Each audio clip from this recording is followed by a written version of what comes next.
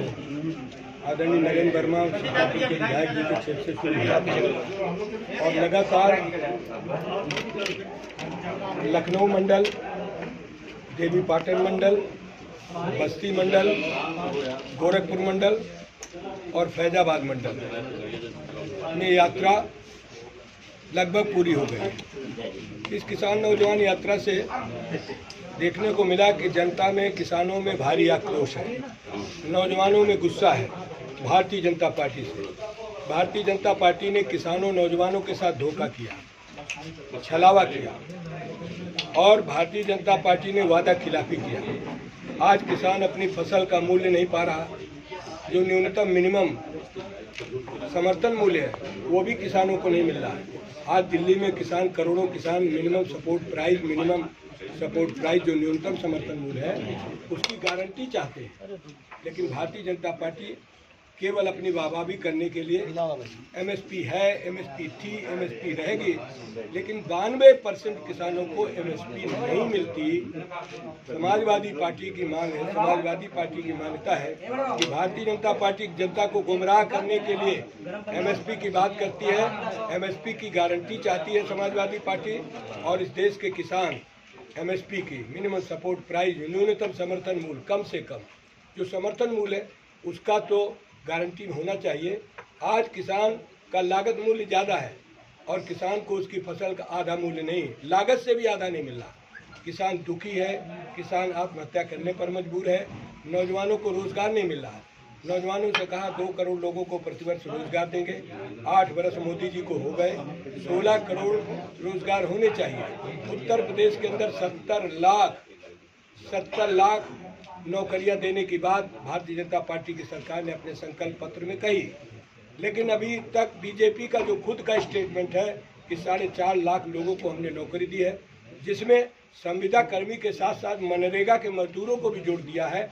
इस तरीके की वादा खिलाफी नौजवानों से किया है। नौजवान परेशान है। सरकारी तंत्र को भारतीय जनता पार्टी पूरी तरीके से बर्बाद कर रही है। सरकारी जितनी भी संस्थाएं हैं, चाहे शैक्षिक हों, चाहे स्वास्थ्य से संबंधित हों, चाहे वो ट्रांसपोर्टेशन से संबंधित हो, सारी की सारी संस्थाएं भारतीय जनता पार्टी निजी हाथों में दे रही है। पूंजीपतियों को अपनी पूंजी बढ़ाने में इजाफा कर रही है, मौका दे रही है और किसानों, मजदूरों, कुटीर उद्योग करने वाले जैसे बुनकर है टांडा में, इन बुनकरों के साथ इतना बड़ा अन्याय हो रहा है कि वो लोग 2 जून की रोटी खाने के लिए परेशान है, बच्चों के इलाज के लिए, बच्चों की शिक्षा के लिए परेशान है। समाजवादी पार्टी ने जब अपनी सरकार थी, इन बुनकर भाइयों को फ्लैट रेट पर बिजली दिया था। समाजवादी पार्टी की सरकार आएगी तो किसानों के साथ साथ बुनकर भाइयों को भी उसी तरीके का सम्मान मिलेगा, जिससे किसानों को बाजार पर नियंत्रण होगा और बाजार पर नियंत्रण करके कृषि के उत्पाद को लागत से जोड़ा देने का काम समाजवादी पार्टी करेगी। इसलिए किसान नौजवान पटेल यात्रा लेकर आदरणीय नरेंद्र वर्मा जी, आदरणीय राम प्रसाद चौधरी जी, आदरणीय शंकरलाल मांझी जी, आदरणीय विशाल वर्मा जी सहित हम लोग सैकड़ों नेता समाजवादी पार्टी के नेता हैं। हम किसानों से जुड़े हुए लोग हैं, हम खेतिया लोगों के घरों में पैदा हुए हैं, हम खेती किसानी की परेशानी को जानते हैं। उनकी परेशानियों में राहत दिलाने के लिए, जागरूक करने के लिए, भाजपा की झूठ की पोल खोलने के लिए हमने ये किसान नौजवान पटेल यात्रा सरदार वल्लभ भाई पटेल से प्रेरणा लेकर की है।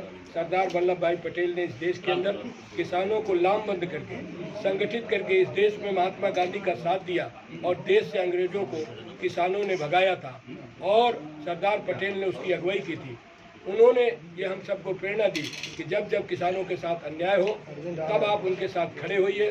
चौधरी चरण सिंह ने कहा कि अन्याय के साथ खड़ा होना ही समाजवादियों का धर्म है। माननीय मुलायम सिंह यादव जी का कहना है, माननीय श्री अखिलेश यादव जी का कहना है कि हम किसानों के साथ, नौजवानों के साथ अन्याय किसी कीमत पर नहीं बर्दाश्त करेंगे और सरकार की नीतियां, गलत नीतियों का विरोध करेंगे और जनता से कहेंगे कि समाजवादी व्यवस्था ही आपके लिए अनुकूल है, आपके जीवन को सुधारेगी।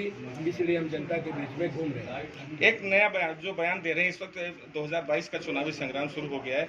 उत्तर प्रदेश के मुखिया योगी आदित्यनाथ अब्बा जान पे 2 अर्थी है, इसका मतलब क्या मानते हैं आप? उत्तर प्रदेश के मुख्यमंत्री भारत के संविधान की कसम, भारत के संविधान की कसम, शपथ ईश्वर की लेने के बाद, सत्य निष्ठा की लेने के बाद भारत के संविधान की शपथ का सम्मान नहीं कर रहे हैं, इससे बड़ा दुर्भाग्य कोई नहीं हो सकता। क्या मानते हैं, जाति धर्म को बांटने का प्रयास किया जा रहा है इस चुनाव में? इस चुनाव में नहीं, भारतीय जनता पार्टी समाज में जहर घोलने के अलावा और पूंजीपतियों को पूंजी बढ़ाने के अलावा कोई काम नहीं कर रही है। इसीलिए पूरे प्रदेश की अर्थव्यवस्था, स्वास्थ्य व्यवस्था, शिक्षा व्यवस्था चौपट है। स्वास्थ्य व्यवस्था पर चर्चा न हो, शिक्षा व्यवस्था पर चर्चा न हो, महंगाई पर चर्चा न हो, किसानों की फसलों, बुनकरों के उत्पाद पर चर्चा न हो। इसलिए मुख्यमंत्री जी शपथ को तोड़कर ऐसी अपरिभाषा बोल रहे हैं जिसका राजनीति में, समाज में कोई भी मूल्य नहीं है। एक आखिरी सवाल, कल भाजपा पार्टी का सरकार का 4.5 साल पूरा हो रहा है, उसको कह रहे हैं कि हम उत्साह पूर्वक मनाएंगे, क्या कहेंगे इस पे? वो उत्साह पूर्वक मनाते हैं। अभी कोरोना में 21 दिन में कोरोना भगाने का ठेका भारतीय जनता पार्टी के केंद्र की और राज्य की सरकार ने लिया। 21 दिन छोड़िए, 21 महीने हो गए और 21 महीने में सैकड़ों किसान, सैकड़ों नौजवान, सैकड़ों छोटे छोटे कुटीर उद्योग करने वाले लोग, अधिकारी, राजनेता, पत्रकार अपनी जीवन लीला समाप्त कर चुके। इलाज के अभाव में, ऑक्सीजन के अभाव में हमारे प्रदेश से हमारे किसान, नौजवान, पत्रकार, कर्मचारी सब विदा हो गए हैं। ऐसी निकम्मी सरकार कभी न देश में आएगी, न अब भविष्य में आएगी। Thank you.